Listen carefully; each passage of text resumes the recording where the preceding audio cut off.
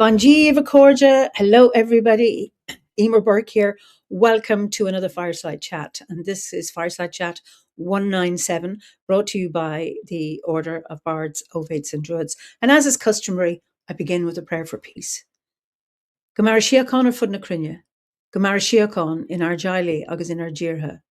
Ganairi Lin, Lena Kij Garmaka. Gamwich Buikus Jeev, Jeha, Chivdaka is Spirit Chivdaka. May peace prevail on earth. May peace prevail in our homes and in our countries.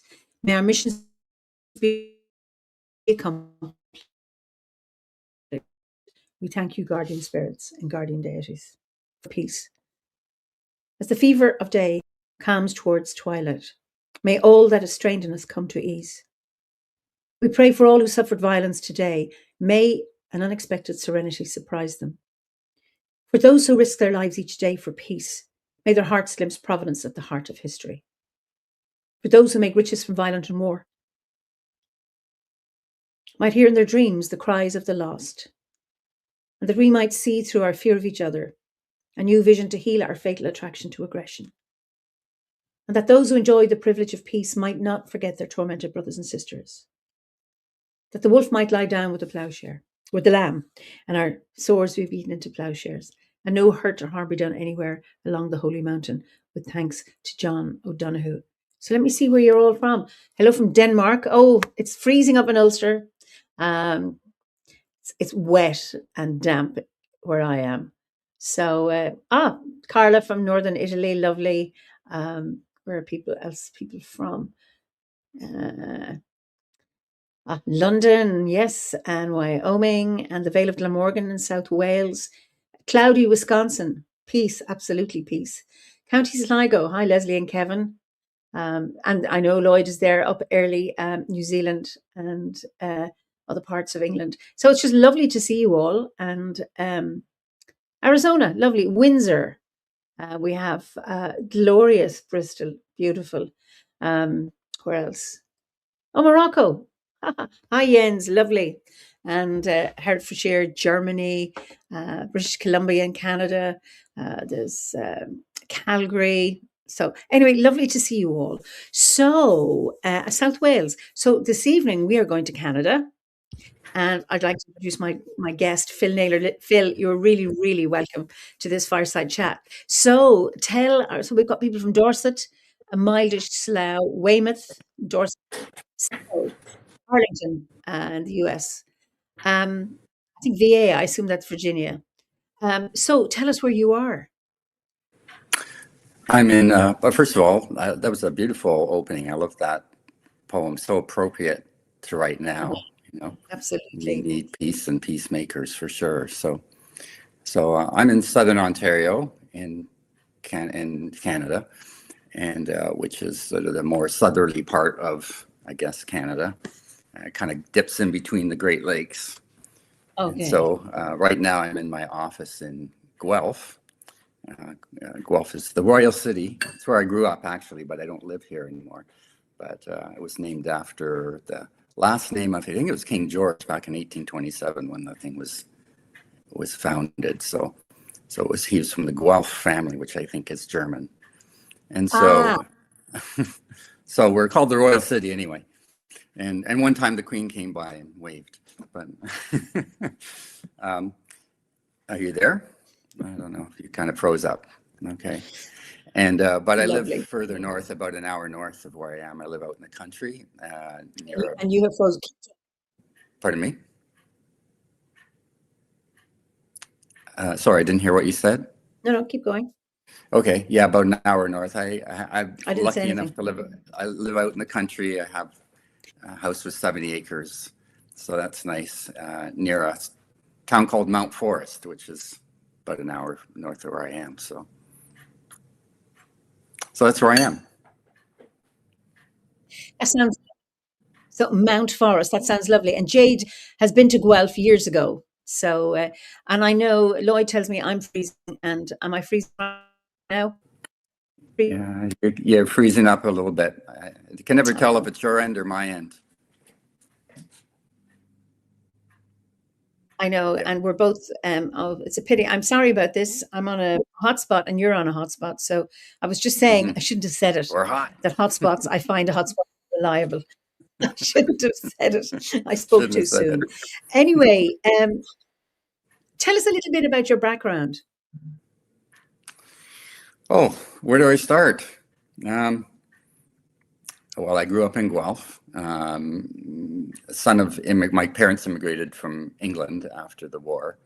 So I was the only one born in Canada. My brother and sister were born in England. And okay, what parts do you want to know? You don't want to know all the details of my growing up, but how I found Druidry, maybe. I don't know what you. So I grew up. Okay, so I grew up here until about in my early 20s. I moved to Calgary, out west, for a while, and stayed there and stayed in a little town south of there called High River. So I was there for a couple of years until I came back. I know High River. You know High River? You've been there or seen it? I was there last June with Jane Meyer. She invited me over for to the Obot camp. So she lives in High River. So I went into the town of High River. She's a few miles outside, on a bit of land with animals and donkeys and near High River? Horse and sheep and goats. Yeah. Oh, this is disappointing. So apologies for this. Yeah, that's okay. So you were there where I was, so you know where I lived then. Roughly, it's a little town. It's not very big. So anyway, it's not usual. I don't know if people can hear or see me. Can you hear me? Yes. Okay. Are you hearing me? Okay, Eimear? I don't know if you're. I can't tell if anybody's Keep going, Phil. I can hear you. You're frozen. Okay. So well, along the way, I went back to Guelph, and I ended up going. There's a university here, University of Guelph. So I went back to university there and studied psychology. Got my undergrad and specialized honors in psychology, and then I went on for applied social psychology for my master's. So, and then I got into, roundabout ways, I got into the mental health field and worked in the kind of mental health system since 2003 or 2000. Then I went into private practice and been in private practice on my own since 2014. So, which I've enjoyed a lot better than being in the system. So I got into OBOD, I think it was around 1999 or 2000 is when I joined the order.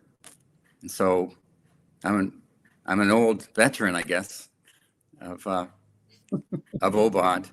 And I used to like getting those little mail packages. I was surprised that you don't have those anymore, where you get the mail out every month, right? So that was so things have really developed. But you treasure going to the mailbox that every month to get your 4 packages. It was like magical to have those 4 packages, and to work through that, through the lessons that were there. So. Yeah, it's I did the physical one, getting the brown envelopes every month, and that's still an option, but so many people go with the online one, and there's nothing. And people talk about this, going to the mailbox, getting the brown envelope, and the excitement of opening and seeing what it is there that you don't when you click on the next lesson online. I just think beautiful, absolutely lovely. So I'm interested, how did you find OBOD? Oh, going back in the day when I don't know, was there even a website? I joined in 2003. So you joined 99, 2000.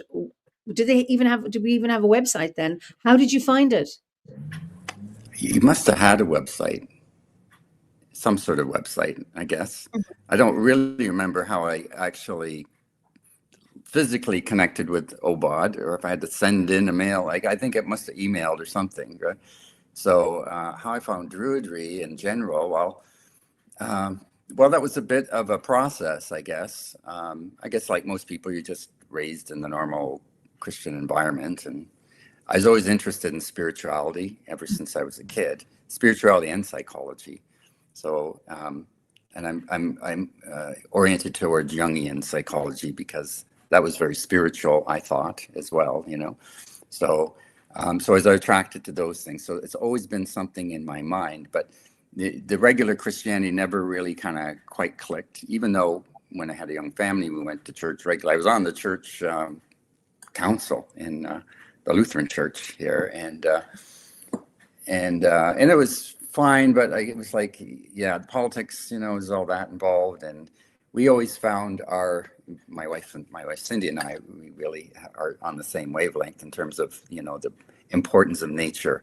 So we always connected with the nature part, and that's where we always found what I was drawn. There's something about nature that I needed, and that was even from when I was a kid. I always remember I was really fascinated with fishing when I was a kid. I was like fishing crazy, and I used to watch this show, a TV show. It was called the Red Fisher Show, and this guy would fly out to these northern lakes in Ontario, and they had these fishing trips, right? And he was had a shore lunch, frying up the fish that he cooked that. But at the end, you know, he showed this landscape and says, that's my church. He would say, there's my church here.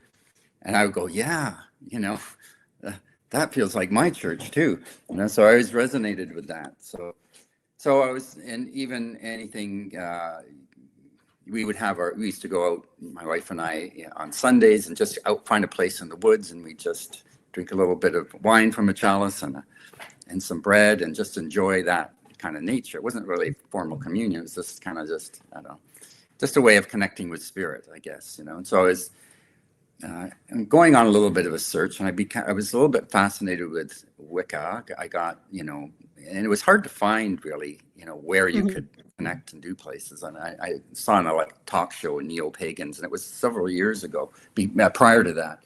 And that always sort of fascinated me. So I went on a search. I started reading, but Wicca didn't quite do it for me. I was fascinated with parts of it, and other parts were a little bit too polytheistic, maybe, I don't know, or ritualistic. I'm not sure.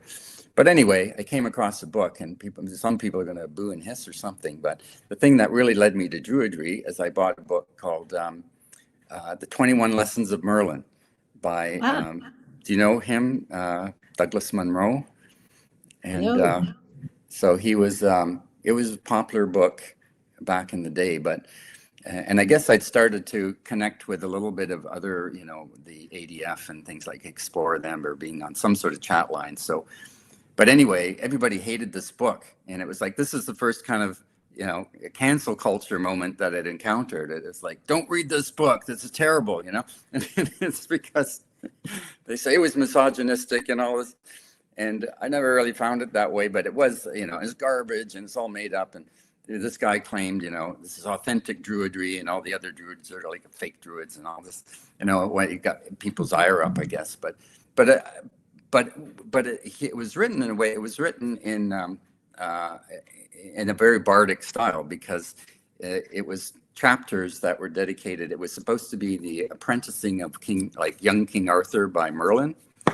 And so, and it started off with Merlin and the thing of Tintagel, and he gets to meet up with, Arthur and Tintagel, and Merlin meets up with him, and they have these sort of little adventures, and he was teaching him Druidry through these lessons. And so they'd have this little tale, and then he'd have, at the end of it, there was a practical thing on some sort of magical process that you do.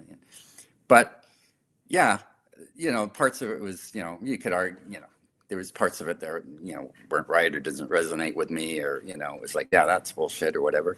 But it was, it drew you in terms of it created a magical world, I suppose. And so everybody boo hissed, and, you know, don't ever read Douglas Munro. It's a terrible book. but I still like it. I still enjoy still read it once in a while and still get something out of it. But that was what kind of led me to seek out, and I finally found OBOD, and I liked what it was about, and I sent off for a little introductory package and everything, and then kind of the rest is history. So I got involved that way, and there's kind of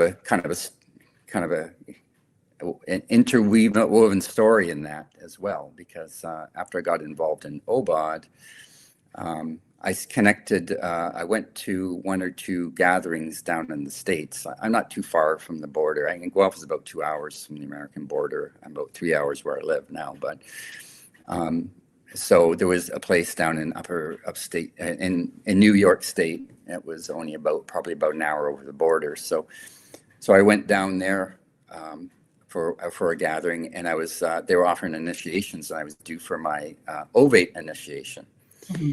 So I was going to have my ovate initiation there. And anyway, it turns out that some OBOD member had acquired the property of Douglas Munro. Like, he had this thing, he said, New Forest Center, it was called, that he had established this center down there of Druidry. And some reason he hightailed it out of there, apparently went to Mexico or something. But anyway, acquired this property.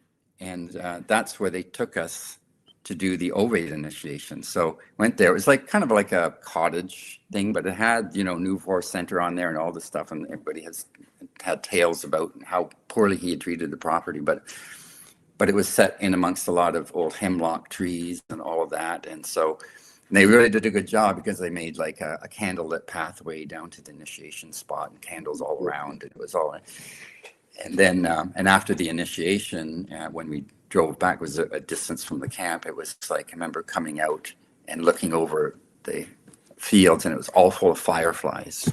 And it was a starry night. So you had all this sky full of stars, and all these fireflies at the bottom. It was like, that was an incredible experience. So I still had that connection with the 21 Lessons of Merlin thing, the New Forest Center, when I had my ovate initiation. So. Well, I think it's interesting how you find a key, and it may not be the perfect key. It may be more rusty than golden, for example, mm-hmm. But it opens a door for you to find, so be it. I mean, there's a few comments here, that says, read it by all means, just don't believe it unless, just don't take it as gospel. And I think it's really, really important. Yeah. Well, I don't know if anybody does. I mean, a lot of the stuff in Druidry is kind of made up, like Morgan, what's his name? Morgan Ilio, what's his name? He did the Bardus. Yeller, he made it up, right? It was a forgery. And even Christopher Hughes, he says, we make a lot of this shit up. So, but it works, I'd say it's inspired, right? That's how I look in. And even some of these they're inspired things. So there's a spark of something in there.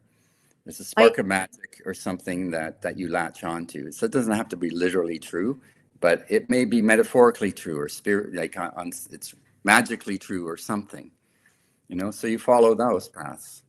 Absolutely. And Yullar McGannock, for example, was an enthusiast, and he wanted all this to be true, and bless him, he made it up. But the Druid's prayer is his prayer. And my God, you can't argue with that, a prayer. So mm-hmm. The thing is, if you're talking about main religions, the revealed ones, who's to say that God did speak to Moses up on the hill when he came down with the tablets? Who knows? He says, he tells you he did. He told me X, Y, Z. But the important thing is, within Druidry, is that we don't have dogma. So it's, this is something you might like to explore or think or reflect on for yourself. And it's interesting. My head is gone. Ronald Hutton. He talks about stuff. He'll say, I remember we were at a conference on Samhain in Cork, in the University in Cork, a number of years ago. And he gave an excellent talk. And Oh, he was sorry, who talking was about this? I missed you. Ronald, You glitched out when. okay, Ronald Hutton. Oh, Ronald Hutton, yes. Yeah. So I mean, he's a member of the order. He's an Yeah, I've heard him academic speak, yes. historian, and so he was giving an excellent talk on Samhain and on the so-called Celtic traditions, and he went back through. I mean, obviously, he's rigorous in terms of his research, and he said there's no evidence that Samhain, for example, is the Celtic New Year. That I think James Fraser, who wrote was it the Golden Bough or the Silver Bough? I get my metals mixed up. He found somebody else that said, and people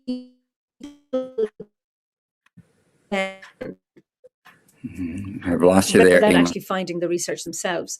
But he says there is no evidence that. Okay, I'm back. Can you see me now? Yeah, come and go. Have you got me? Yeah, Okay, now. I'm sorry about this. So he says just because there's no evidence that Samhain is not the Celtic New Year, that you just don't say it's ancient. And the Yeah. important thing is you can do it now.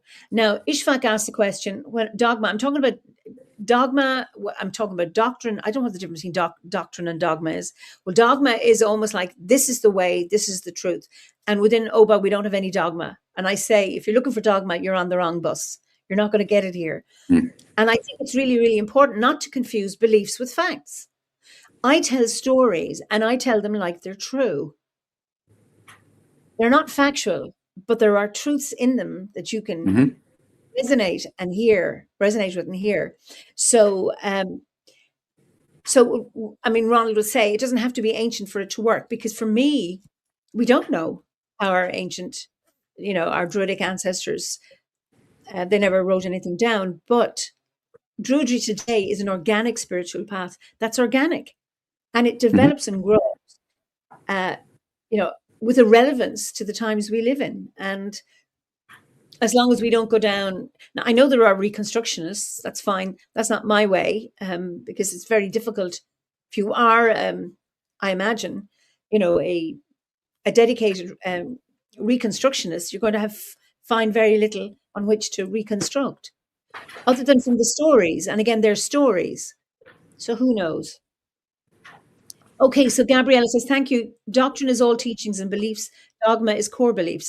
Okay, well, we don't have, even within the order, we have teachings, but not in a dogmatic thing. We honor nature and we have values that we share rather than telling people how to be. We talk about ethics, we talk about responsibility, our own internal moral compass, but we don't tell people how they should live their lives. But the teaching or the lessons in the course offer a framework for us to do our own spiritual practice, because we have members, from all spiritual paths and none. So it's up to each individual to find their own way and create their own path from the scaffold that they're given, and then make use of it themselves. Yeah. No bad is I'm really like the organization. It's a kind of a non-organization organization. Yes. But it's like especially with the hearth and everything that we have, like you realize there's a lot of resources and a lot of there's an infrastructure there that has been built over time, and it connects people, and you can find there's a lot of stuff I didn't even know. And I can find resources and connect with people and all of that, So it's an organization that has thrived over time, and like you say, it's a framework. There's a leadership, but it's very kind of almost, I don't know, non-leadership leadership. It's like a facilitation leadership or something, like it's nice to have you like a chief and sort of, other Pendragons and things. So it's nice to have that structure, but it's really, it's the members that make it up, so there's a community involved. It's, and I think that's what is, makes it different. We're not different, I guess. Makes it, you're able to have a larger community over a larger it's all over the world, really, a Yeah. worldwide community. And we can link to that. And we're all linked together by the same sort of teachings and ideas.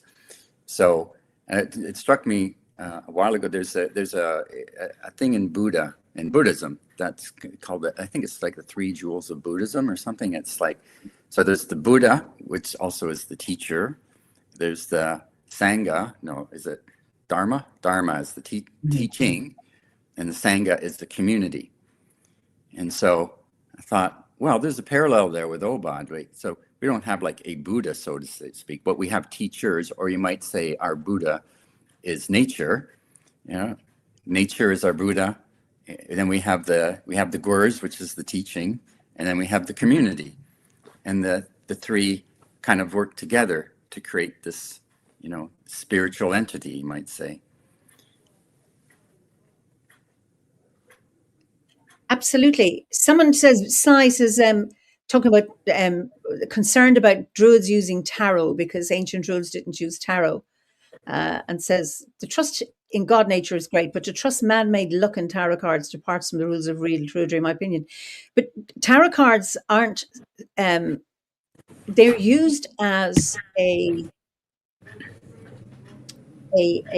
device to reflect on. It's not about believing everything the tarot says. It's a useful tool. What does Pat say? A useful tool for insight, especially when used with a bit of conjunction. Yeah, it's not, people don't worship tarot and they don't believe everything they read, but it is there as a useful tool to help you reflect on what's going on in your life, or if you have a particular question. Yeah, well, it's a divination tool, and druids, ancient druids use divination, and for that they use like bones and things that were thrown into the fires, or some more gruesome things too. But but they and the birds, the bird flight, and so there's different kinds of divination tools, and that's just one of them. So so I think that's in alignment with kind of even ancient druid practice. So. It's just a newer version and a new kind of a tool that we use. So, but I think, the principle that, you use what is valuable to you and discard what's not, right? That's part of Obad's way, use this, like if this resonates with you, that's great. If it doesn't, then move on. Maybe later it will or something. So he had all this kind of freedom to, come in and out and rediscover, because once in a while I'll still pull out gurus and reread them, I think I should, oh, I forgot about that bit, oh, I'd like to try that, so it's still a wealth of information and inspiration for you to develop your spiritual practice. So I kind of think of religion as institutionalized spirituality. So the spirituality was there, and then they had to put an institution around it, and that's what wrecks it. All institutions become corrupt over time. And I think that, like, Obad doesn't really lend itself to this. It's not institutionalized. It's not an institutionalized spirituality. It gives a lot of control and power to the individual to decide how they use the teachings or how it will work in their life, So I think that's its strength. I think that's its strength. And I think that's why it's such a big order, because it allows that freedom to people. The support is there, but then you are independent. And I think for many, many people, that is one of the keys, is that people will have left and been scarred by previous spiritual paths they've been on, and then find Obad as a place. Either they can reject their previous one and say, I have found druidry and I'm found my home. And others go, no, I found druidry and I want to weave in my other spirituality in with it, and that freedom is there. And that is really, really beautiful, because when we have so much fundamentalism, rising again, that it's lovely to have this balance of it's not, being a counter fundamentalism, but it's like, no, you are free to explore this in your own way and make sense of it for yourself. It's a gift. Yeah, it truly is. So I've always been interested, though, in that intersection between the transition from Druidry to Christianity, especially in Ireland. What was fascinating about Ireland is that, like, Europe was conquered, and the Romans made a a point of getting rid of the Druids because they were, well, they represented a lot of power in society and decision making and things like that. But Ireland wasn't. It was converted. And so I always wonder about that period. My pet theory is that at that point, the Druids had become corrupted because there has to be a reason for them to flee over to something else. And so there must have been a readiness to get rid of the Druids in order for, so they might have become institutionalized. Maybe the kings got fed up of having to, be second in line to the Druids to talk and things like that, So, and I think in the old stories, it was like a lot of the converts to Christianity were the Druids themselves, like that Patrick converted the Druids. And so I always wondered what happened, in that era. And I was kind of fascinated with Columcille. We went to Ireland for about a month back in 2005. And that was kind of a magical trip too. And one of our favorite places was Glen Columcille. And that's in County, what is it, the north? Donegal. That's it, Donegal, yeah. And then, it's interesting because he came from a family, like there were Druids in his family, and he had the expression, "Christ is my Druid." And he got kind of kicked out, I think, because he did something wrong. He copied some manuscript or something he was supposed to, ended up in Iona, and which was also the Isle of the Druids, be known as that, right? Yeah. Before. And so they think there's sort of a confluence between Druids and Christians, or at least that kind of Christians. And it probably wasn't the common people that were they converted the aristocracy and all of that sort of thing, So anyway, I find that kind of, there's a crossover integration. I find that period kind of fascinating about what was going on there and what the dialogue, the interchange between those two groups were. So, and it's interesting, a couple of weeks ago, I was just scanning YouTube and I came across a documentary about the Druids, and they were doing, and this was done in Ireland, and they were doing I think they were investigating, but one of the things was the use of the mistletoe, that there was documented how they cut the mistletoe down, and there were you, Eimear, as part of that. Yeah. And I was surprised to see you, but it was good. But, and they said, I don't know, they said the most Druids in the world are in Ireland, and I think they said, here's Eimear, head of the Druids of Ireland, and I thought, you missed an opportunity, because you could have corrected them, and instead of saying head of you should have said you were queen of the Druids of Ireland. That would have a pizzazz to it, that would have had some power. As a matter of fact, why be a chosen chief? You could be queen. Why not you change it to queen of Obod? Titles, smitles, doesn't matter. I know what I am on the inside. It doesn't matter. And I live in 3 castles, so I know I am the queen of where I live. Oh, there you go. Well, as long as you know it, you don't even have to say. As long as you know it, I know. I don't have to tell anybody. That was a French, or sorry, a German crew, and it was really interesting. It was a good documentary. Yeah, it was, because I only saw the German. I didn't. It wasn't. There was no English subtitles on it. The version I got, but when they were, where was it? It might have been Czech Republic. They they had goldsmiths, and they were finding. Excuse me, Pat Booker, only small people need big titles. I'm only small on the outside. Just correction. I have actually had people write to me and go, Eimear, Queen of the Druids. It gets to me. Kilkenny. Somebody was king of the Druids. Who was it king of the witches? Probably both. Was it Arthur Pendragon? Was he king of the Druids, or I don't know. Somebody was playing king of the Druids. I don't know. Anyway, so they were looking at, this claim that the Druids used golden sickles to cut, but because a gold can't cut. So what it was they worked with bronze, which is gold color.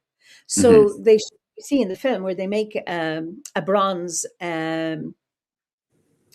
sickle, and then that cuts.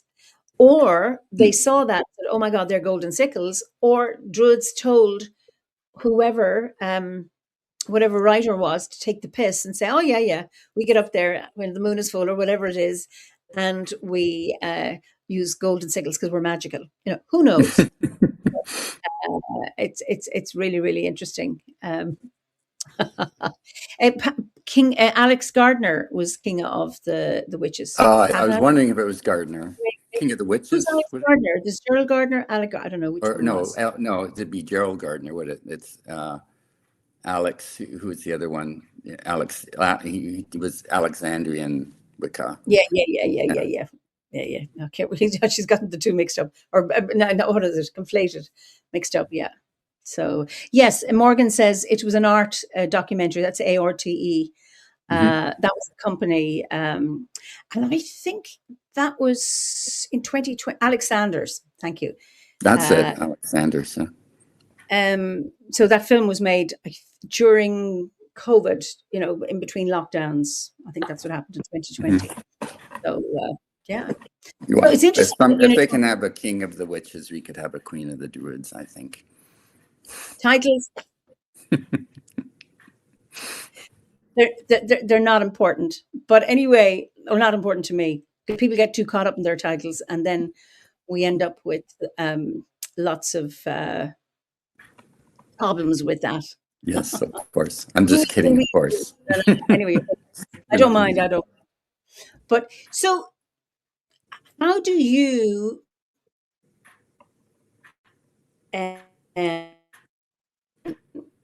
You're frozen. How do you weave the? I'm back. Can anyone see me? Okay. Am I back? Can you see me now? For the moment. Okay. How do you weave? Okay. So I'll say quickly, and then you start talking quickly to keep it going.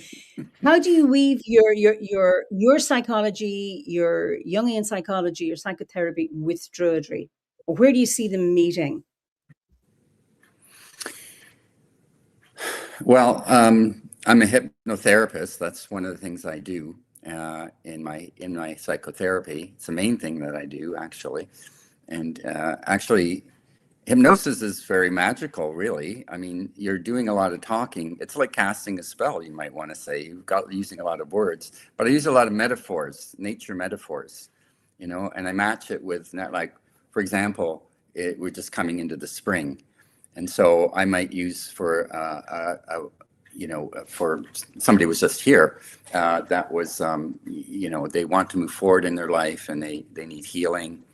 And so I'll use a spring metaphor in hypnosis about, and I'll talk about, at this time of year with the growing light and the growing warmth, and it melts the snow, and the snow feeds all of the hidden life underneath. And even though it's like brown and dead looking, underneath it is life. And as you add warmth and light, then the little shoots start to press out up through the ground. And at first they're very fragile, but as you add warmth and light, they grow stronger and they grow up to the light, and then they blossom out into beautiful flowers. And so what was all dead was just beautiful gardens. And so this is the healing time, this is the healing time, and it's unstoppable. The growth of the light is unstoppable. And this is a new season. You can't stop the new season from arriving, and you need to leave the stuff from the old season behind and embrace the new season. And this is where everything's healing in this time of life, time of the world, right? So I might encourage them to, plant a garden in the place. Imagine beautiful flowers emanating from the place that needs to be healed, and that their life is being pulled forward into a new season of their time, of their life, and to embrace that season and leave the old season behind. So that's an example of how I kind of use the nature metaphors, and then I do that for all the. Go ahead. I think that's quite beautiful because there's a magic in that, and the Irish. I say this very often, but you might not have heard me say it. That the Irish word for magic and druidry is the same. It's driocht, and I've used it. There was a time in my practice when I used hypnosis. I use it more on myself than with clients, but I think that is beautiful. That that this is the healing time. I mean, what a beautiful suggestion. Mhm. And to use the metaphor of the dead plants, but the new shoots coming up and things being renewed.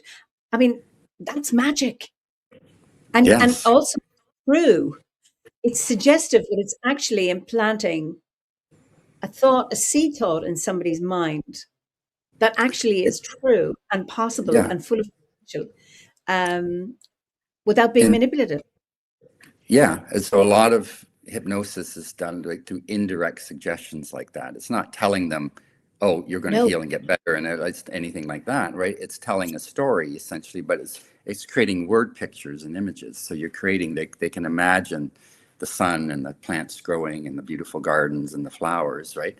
And so all of these is a different way to convey information to your subconscious, and yeah, it understands that because that's how dreams work, right? We dream in imagery and metaphors. And so I sometimes describe hypnosis as a reverse dream. So with a dream, we're creating it within, we're digesting and kind of making sense of our world through the imagery and metaphors that we create in our dreams. In hypnosis, you're in a relaxed state and you're in a receptive state, and you're feeding these images, these like dreamlike images. So it's like I'm giving you a dream. And then and because we have a context of what are we telling you, what's the purpose of the hypnosis and why you're here.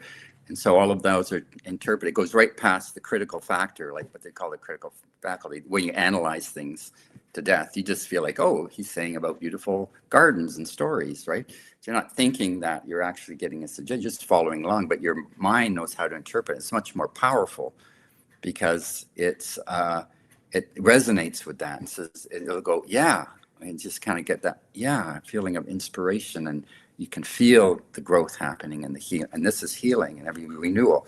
So anyway, I'm casting spells. I'm casting magical spells in my psychotherapy with but clients. And go and ahead. yeah, and that is so beautiful. And when I describe Druidry as a metaphor for when for our lives, or we look to the seasons and the landscape as a metaphor, and that when our inner world is in sync with what's happening in the outer world, then that notion of harmony. So giving a suggestion of this is the time for healing and the shoots are coming up, and if this is what's happening, you know, out there anyway, it's like this happens. This isn't a lie. This isn't a Yeah, fantasy, no. because this does happen, in the world, and it may not happen. So if you're dealing with a client in September, and you're talking about new shoots, because I think we can have any season in our inner world as well, but that Mhm. happens all the time. I think that's beautiful. Yeah, and I use the solstices and the equinoxes. The winter solstice is great because it's like this is the darkest time of the year, and the light is shrinking and it continues to shrink and then it stops. This darkness stops, and then it starts to grow. First, it's just a tiny little spark of growth, and first you don't notice it at all, right? Because it's just like a minute a day, but so you don't notice it, but gradually the light grows stronger and stronger, and it starts to push out the darkness, and then And it do you just know what that's and go ahead. that I discovered that this year, that little bit of extra light each day is called a cock step. Yeah, Because I was asking, I said, yeah. by how long does each day Mm. get longer after the winter solstice?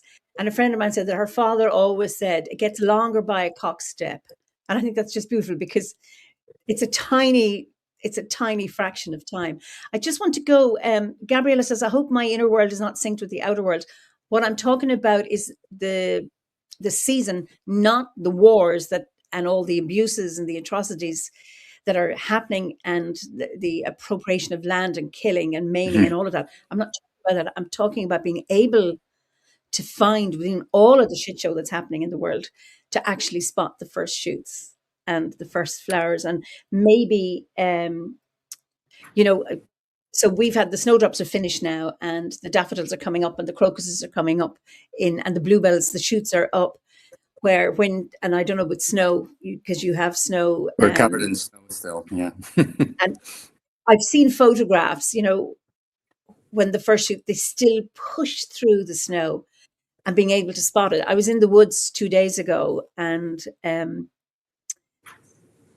was looking at some branch. I was looking for hazel trees, and then I saw a ladybird on a branch. And I don't usually see ladybirds on trees. I usually see them on plants, on green plants. But this was on a naked tree, and I took a Mm-hmm. photograph. I was like, "Oh, what a harbinger of hope!" And then I've been looking out for the hazel trees where you see the male catkins, but it's very hard to see the female flowers. But I never saw them for years Once and you have years an and years. eye for it. But once I see them, I look every year, and you see one little red flower, and then you see more. That's what I'm talking about. Even though there's a shit show, excuse my language, in the rest of the world, and you're talking about, I watch the news and I get so angry and so upset.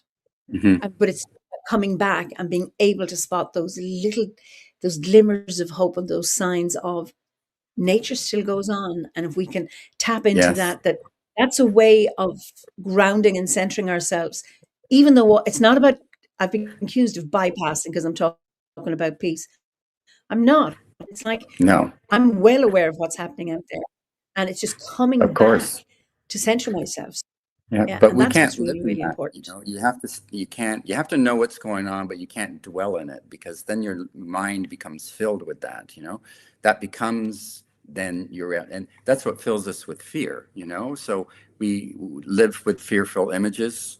Uh, we and we cultivate fearful thoughts and angry thoughts, and Okay, we're going we need to. Can you hear me? Did you yeah. hear that? Okay. And so we No, need to repeat it. deliberately cultivate, pardon me? Repeat it? Repeat it. Yeah, Okay. please. Just that, it's important to know what's going on, but you can't live in that because then you're filling your mind and your spirit with fearful images and horror images, and filling your emotions with anger, and you live in that survival kind of way. And it's important for us to be able to turn to beauty and inspiration. We need to cultivate that, that is so we need to fight the overlay of that horror in our minds, and we have to deliberately, more than anything, you have to deliberately make an effort to fill your mind with other kinds of images. I think that's what the hope for the world is that we can't change. We have a system that's falling to bits. Everything's crumbling, right? And you might look at it. This too is a natural process of the world. Things build up and they crumble, they fall down. Everything, like you have a growth, and then the winter it comes down, And there's the two forces of nature's the anabolic and catabolic. The building up and the breaking down. So sometimes things break down, and there's a season of breakdown, and things need to fall apart in order for new growth to happen. And so if we look at that as, this is inevitable. It doesn't matter if somebody else got in instead of Trump, or we voted somebody else different in whatever. The whole system isn't working. They're all the parties are uniparties. They're all controlled by other forces, that have the money and the power.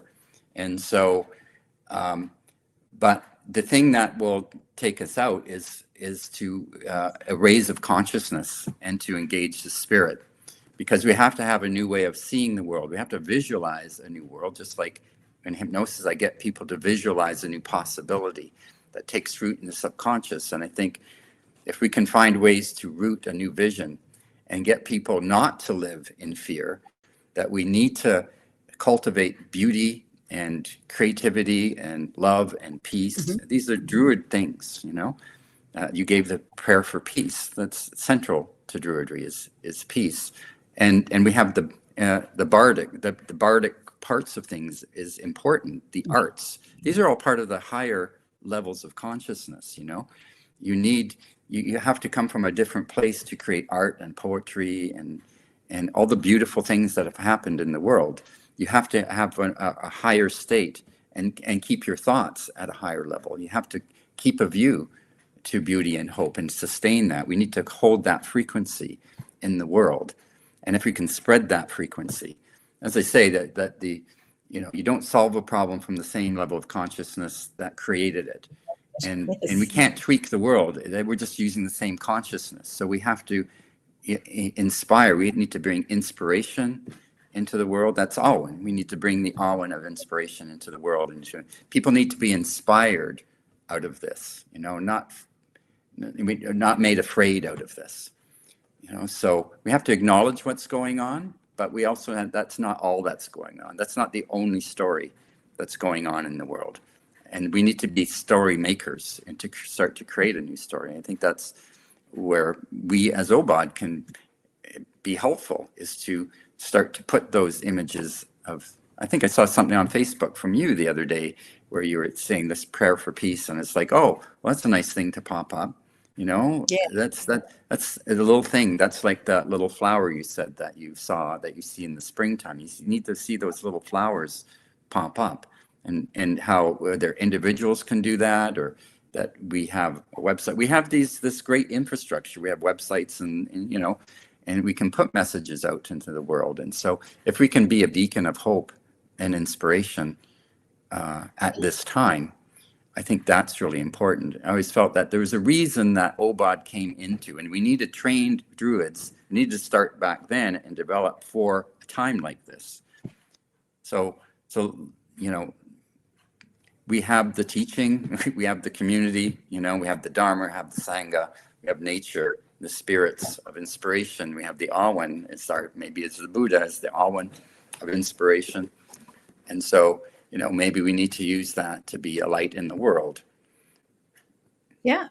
And just Mimi says, I saw a caterpillar on the nettles today, and it's that kind of thing. And Suzanne says, I noticed bumblebees on the plum blossom where I work, and they're such messengers of spring. Nimue says, if you need hope, look to nature. And I think, how important that is. Negativity against controls, nature breeds freedom. That somebody says that Jade came through recently that the system isn't broken, it's that the predominant system is working perfectly, but it doesn't align with the highest and greatest good. Or maybe it's the wrong system. I don't know. But, well, the institutions are crumbling. Yeah. We don't even know what's true anymore. You don't know what's AI. You don't know what's the story to spin. Everybody's kind of control the narrative, which is the narrative is the story, the dominant story. What's the story we're supposed to believe? And so we can help create a new story. What's a new narrative? Because in amongst all the rubble, of the destruction are flowers going forward. And I think in amongst the rubble of this society that we have to look for the flowers, for the little. That's right. That's right. Snowdrops that pop up, and the little, what would you call it, the hazel flower or whatever. We have to look for it.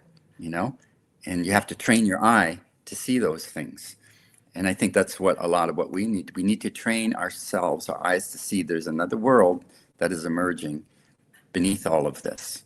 And maybe some of it has to fall to bits, to rubble. And and that's just the process of things. And if you look in history, it's always happened. Civilizations have always fallen to rubble, and something new emerges. So, and we have to be aware. Speaking of narrative, one thing is, like, coming from a background of social psychology, I'm aware. You have to be aware. We have to be very aware of and alert to. And responsible for. We have to take responsibility for knowing the important things in the world. And one of the things to know is that everybody is trying to grab the narrative and train and manipulate you. It is, everybody has a message that they're trying to send. And there's lots of employed psychologists that are there to do that, whether that's in advertising. I mean, advertising is well known, and they use the whole idea of subconscious isn't really talked about anymore in very little in modern day psychology and psychotherapy. It's all cognitive. It's all gone to a cognitive. You have to kind of think and understand things, and you have to change your thinking by, forcing yourself to change and have a new logic. But the whole concept of subconscious is very well known in advertising. They know how to simply do, and all of these things, governments, militaries, everybody is trying to get you to think in a certain way, by what you're presented with, what you're not presented with, and so there's things that like repeated messages, consistent messages that can become, consistently repeated to you with no alternative argument, that this is the way it is, and just keep repeating it, because one of the things in hypnosis is you keep repeating a message, because that's what plants it and gets some change to happen. There's the truth to the more you hear something, the more you start to believe it. So you have to notice who is giving messages, and it's coming from everywhere, like from the social media, all the advertising. They're tracking everything that you're doing. Every time you just scroll, how long do you pause on that little thing? And they're gathering information and learning how to, deliver things that you're interested in, but also to shape you, to present other things that lead you in a certain direction. So we really need to understand that. A good fundamental basic thing to know about like social media and shaping our thoughts and behaviors is there's one it's produced by Netflix. It's called the Social Dilemma. I don't know if people have seen that, The Social Dilemma. And it is a kind of a documentary, psycho documentary. It kind of follows the family that, it's a ways old now. I'm not sure how old it is, 5 or 6 years or something like that. But they talk about how people get addicted to cell phones and kids, and it follows this family and how this kid gets addicted to the cell phone. But then interspersed, it talks about these executives from Google and Apple and all these things that talk about what they're doing, right? And they won't let their kids have this stuff because there's something that is, there's a lot of power to manipulate people in a direction. And so if you're not aware of that, you can just be led. So we have to become sovereign in our thinking. You have to be aware of that. We're being persuaded all of the time, and to be literate about that. It's important for us to be literate about that. There's been manipulation all the time, but now with the tools that are here, it's even more imperative that we know about this and to guard against it. So the first step is awareness, because we get led by our unconscious, and when we're not aware of things. Like Jung said, one of the goals of psychotherapy is to make what's unconscious conscious. So you have to bring what's not in your awareness into your awareness, because once you're aware of it, you can't change something you're not aware of. But once you're aware of it, you have the ability to start to apply change, right? So we need to be aware of the things, the dynamics of our society right now. And there's a lot at stake, because, a lot of our freedoms are being deleted, and for the sake of our safety and for your own good and to protect the vulnerable and all of these sorts of things, and I think, we have to be aware our sovereignty is highly important. I mean, the whole thing of freedom and freedom of speech is what enables democracy to happen. And we've only had like a freedom kind of democracy for a short period of time. The default of civilization of the world, we've always lived under an authoritarian regime, and most of the world is still under authoritarian. So this is like a little gem of the flower in this, and it can die if we don't protect things like that. So we have to be aware of what's going on, and this is factual. There's not even conspiracy stuff. Like, everybody knows it anyway, but you have to be very aware. Then you can start to say, aha, who's sending me a message and why? Why is this message keeping repeated? A lot of messages about who's evil and who's the bad guy. They're trying to justify Iran by saying how evil the regime is and how terrible they do. And well, maybe they do terrible things. So does the USA, you know? So we are coming up to an hour, and I know you're... Okay. Go ahead.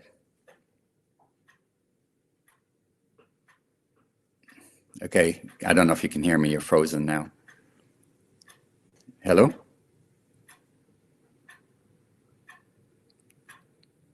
Okay. I don't know if you can hear me. So anyway, I was kind of finishing off there, just to be vigilant, to be aware of the stories and narratives that are being shared in the world, and to create a better vision for the world.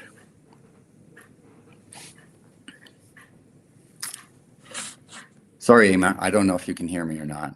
So, if anybody can hear me. So, I'm just looking at frozen Eimear right now. Hopefully, we'll come back. Ooh.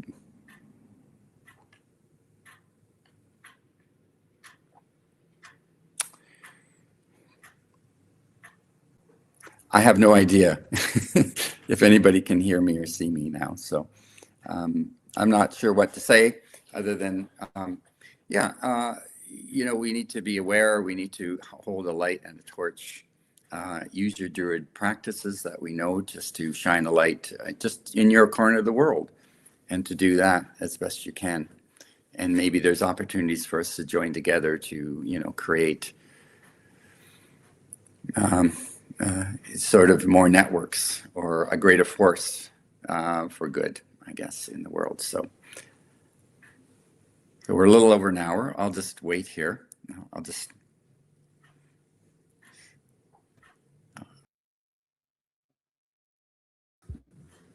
Sorry about that. I went Okay. on. Can you hear me? Sorry about that. I can hear. I have no idea if anybody can hear me after you go. So I can hear you now. I can hear you now. So Okay. I just thank you so much. I know you've got clients today. You're in the middle of your working day, and so I really appreciate you taking time out of your day to have this chat. So I'm going to let you say goodbye to everybody. Okay.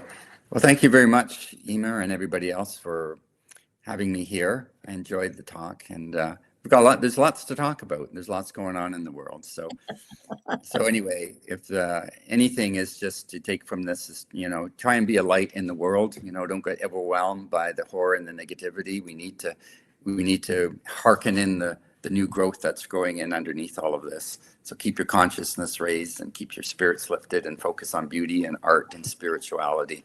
And I think that's, you know, what best we can do, and support each other, and support each other in the community here. That's right. Don't let tyranny. Yeah.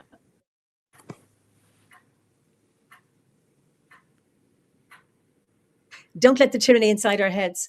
Everybody else. I'll send you to the green room, and we can just have a quick chat before we say goodbye. Finally, say goodbye. Okay. Thank you. So you're saying goodbye to everybody, and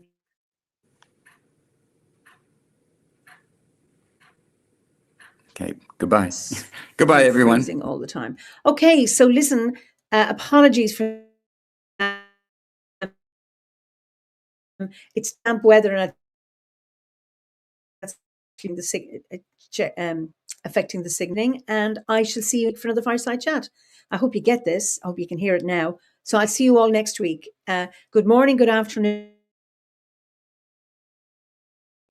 good day, or if you're watching a recording of this Fireside Chat.